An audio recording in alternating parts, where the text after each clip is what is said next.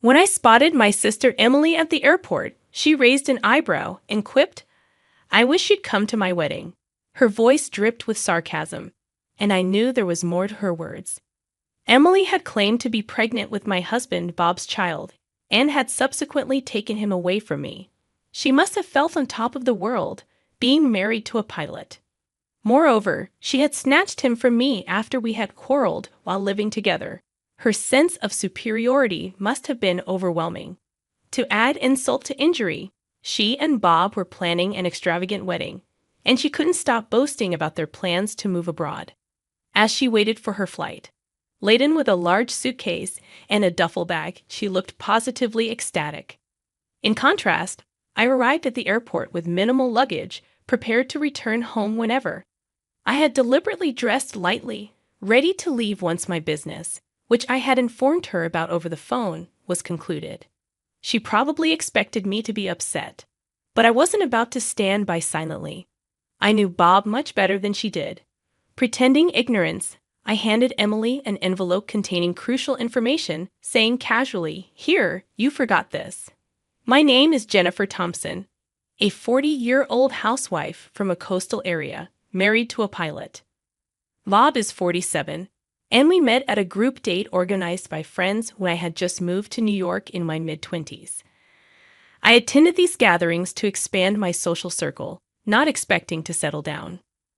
I never believed in love at first sight, prioritizing personality over looks when dating, although I had a weakness for persistence. Bob initially struck me as a ladies' man, charming and easygoing, but I sensed he had ulterior motives. Despite my initial reservations, Bob's relentless pursuit won me over.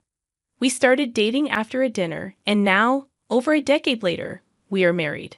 My old friends often joke that they never imagined I'd settle down with someone like Bob, and I can't help but agree. True to my initial impression, Bob had been involved with other women before we tied the knot. Whenever I confronted Bob about his affairs, he'd insist, "You're the only one I love, Jennifer," skillfully deflecting my accusations. Initially, not eager for a relationship, I had simply requested him to stop cheating and let it go. Despite the infidelity, our relationship was generally enjoyable. Bob made an effort to celebrate anniversaries and birthdays, even taking on household chores without being asked. Although I loved cooking, he often took care of the dishes. If not for the issue of infidelity, I would have considered myself lucky to have him. When he proposed, weighing the pros against the cons, I accepted, emphasizing that there would be no more cheating after tying the knot. Thanks to Bob's pilot salary, our wedding was grand. He spared no expense, getting me the expensive dresses I desired, and the food and cake were top-notch. It was a luxurious celebration, leaving my family overjoyed and me incredibly happy. My sister Emily, looking at me in my glamorous dress, expressed her jealousy as her dreams of a grand wedding grew. However, not many years after this joyous occasion, Bob resumed his infidelity. Our downtown apartment became a hotbed of gossip due to nosy neighbors, repeatedly informing me of Bob's questionable activities. In an attempt to get him to confess, I would line up air fresheners at the front door whenever I heard such rumors. Even when he admitted to his actions, he never truly stopped cheating. Despite this, I oddly never felt the urge to divorce him. I don't know if this is a good or bad thing, but for now, I keep repeating, "Please don't cheat anymore," almost as if it has become a catchphrase. One summer's day, as I waved goodbye to Bob and did the laundry, the doorbell rang unexpectedly. It was too early for a delivery, piquing my curiosity. Upon checking the intercom, I saw a large suitcase and my younger sister Emily on the screen. "I'll be right there," I quickly said, hurrying to finish up the laundry.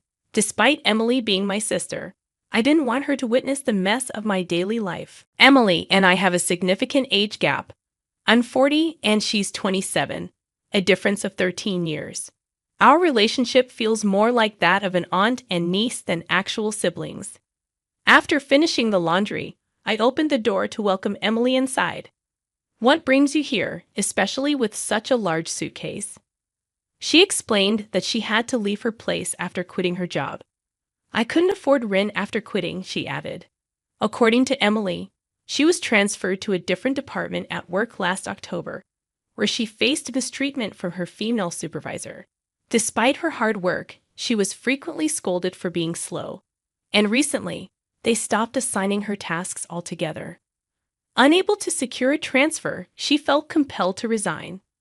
I couldn't help but feel a bit sympathetic, but it seemed unusual for Emily, who was usually favored by older colleagues, to experience such treatment. Well, there are all kinds of people out there, I reasoned. I was so done with that company, I quit on my own terms. She left her job at the end of May, and having no savings, couldn't afford her rent, resulting in her eviction. Despite earning slightly more than the average wage for someone in her 20s, I was puzzled by her lack of savings. Perhaps she had indulged in high-end cosmetics or designer brands. Emily had always been impulsive since childhood, often acting without thinking things through. I was honestly dumbfounded that she hadn't outgrown it. You really should start taking responsibility for your actions, I thought to myself. So, what are you going to do now? I asked, concerned. If she had nowhere to live, she might need to return to our family home or find a job with dormitory accommodation. There were many things that needed to be done, and she seemed unprepared, not even having started looking for a new job. As her older sister, I felt responsible for giving her advice. But as I pondered the situation, Emily asked, "Can I stay here for a while?" The thought of living with my younger sister at this age never crossed my mind, and I was quite taken aback. Certainly, staying in this house would allow her to remain in the city without having to return to our family home, where she would face our parents' questions and more. If Emily wanted to continue her life in New York, staying away from our hometown seemed like the most logical choice. However, it wasn't solely my decision to make. I had to wait for Bob to return. Let's discuss it with Bob first. Thanks, I replied to Emily. Honestly, I wish she would try to sort things out on her own for once. When Bob returned and heard Emily's story, he agreed without hesitation. Despite my reservations, I swallowed my words, feeling I had to accept it since Bob was on board. I decided to let Emily use the guest room meant for unexpected visitors and let her there. Thus began life for the three of us, myself, Bob, and Emily.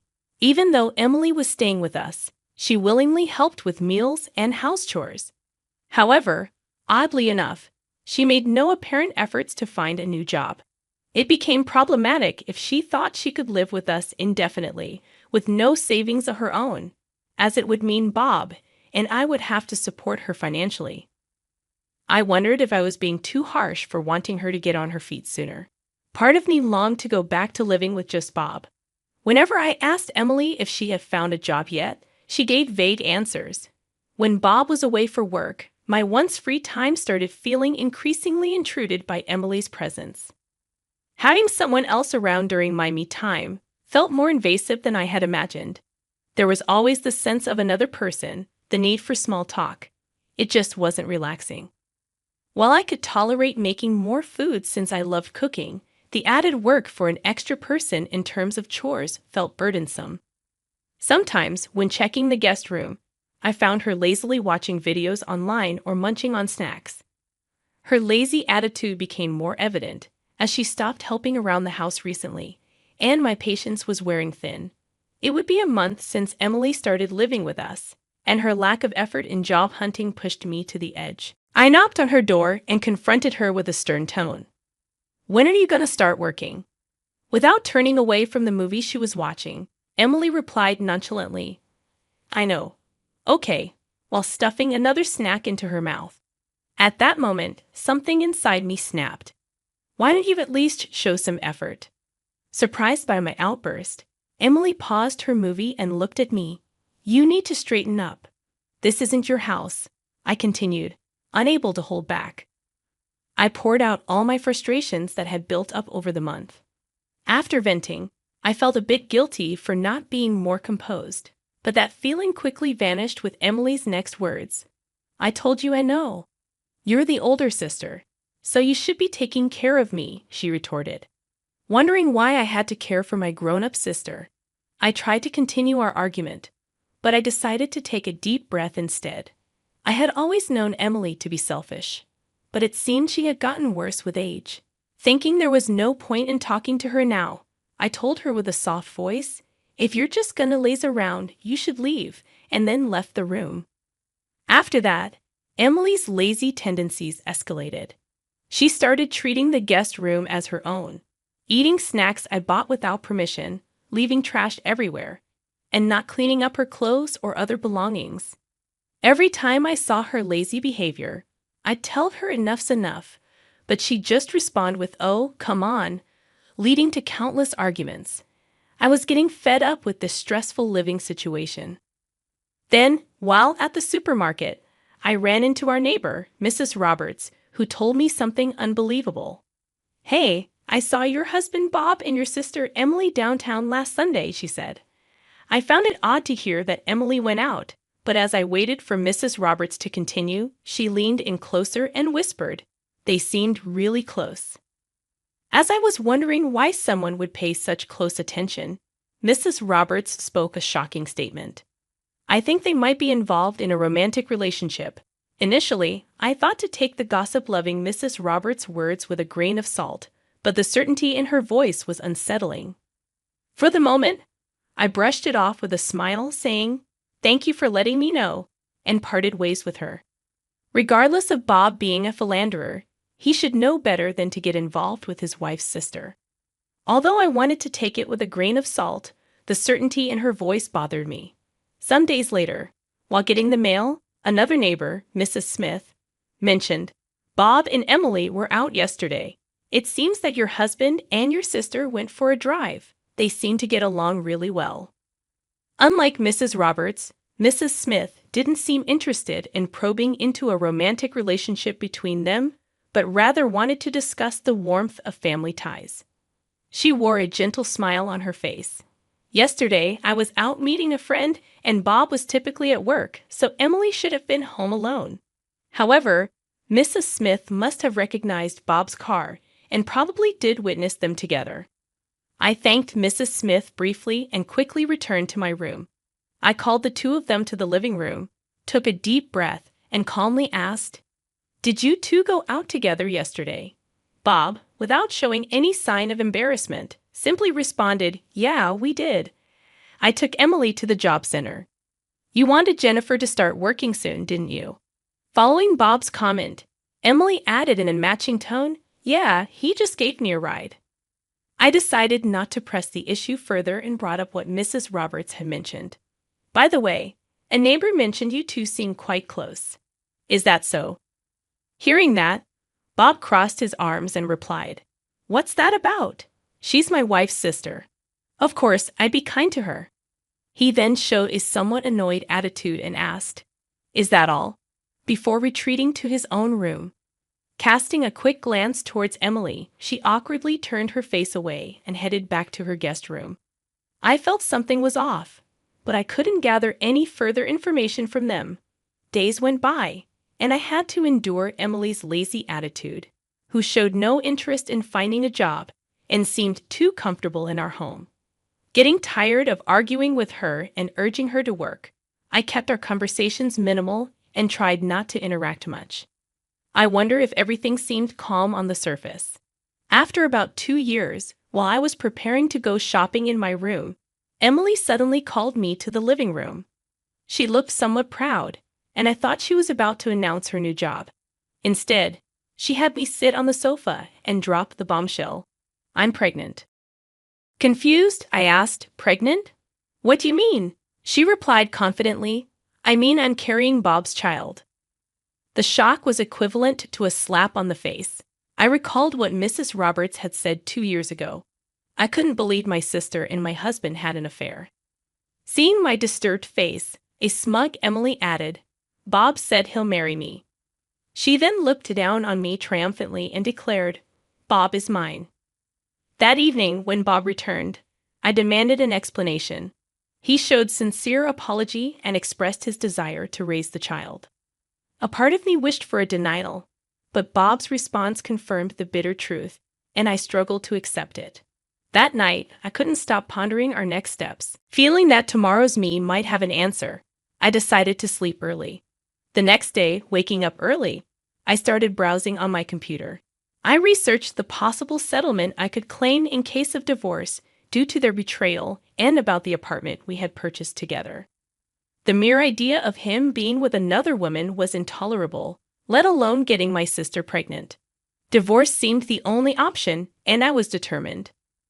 From my research, it appeared that our district accepted digital divorce transactions, so I downloaded the form on my phone and went to a local store to print it out. As I was leaving, I felt Emily's eyes on me, but I didn't look back. After getting my errand done, I locked myself in my room and started filling out divorce papers. Considering he expressed the desire to raise the child, it was clear he wanted a divorce. A court case seemed unnecessary. A simple mutual agreement would do.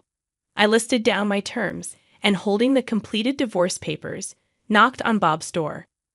Upon recognizing me, he opened the door immediately. He agreed to the divorce, paying a one-time settlement of $30,000 and to sell the apartment we had bought together. While I wondered how he and Emily planned to support themselves, I found it absurd to sympathize with the two betrayers. I stuck to my terms and made sure they paid in full. Once the apartment sale was over, we started our separate lives.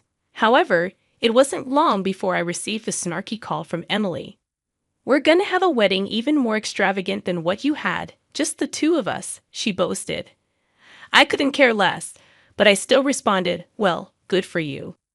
"We're even planning to move abroad," Emily said over the phone, her voice brimming with excitement. She must feel pretty good about taking him away from me. They were about to go on a trip abroad, partly to scout for potential places to relocate. I couldn't help but wonder what Emily knows about Bob, her fiancé, especially since he was actually laid off 2 months before Emily announced her pregnancy. Bob and I had some savings at the time, so I didn't feel the need to tell Emily, and it seems that Bob probably hadn't told her either. The reason for his termination? An affair. He was caught red-handed with a married flight attendant, and he had to pay a hefty settlement to her husband. On top of that, he's also paying me a settlement, so I'm pretty sure his savings are nearly depleted. Life is unpredictable, and my decision to let things slide may just come back to haunt Emily and Bob. Emily, in her ignorance, keeps gloating on the phone. When she tells me they're leaving for a trip abroad the day after tomorrow, I say, "All right, I'll drop off some luggage you left behind," and hang up. On the day of their departure, I make my way to the airport, looking for Emily. I find her sitting alone in front of an airport cafe. As soon as she sees me, she says, "Jennifer, why didn't you come to my wedding?" Her voice tinged with spite. Ignoring her, I get straight to the point.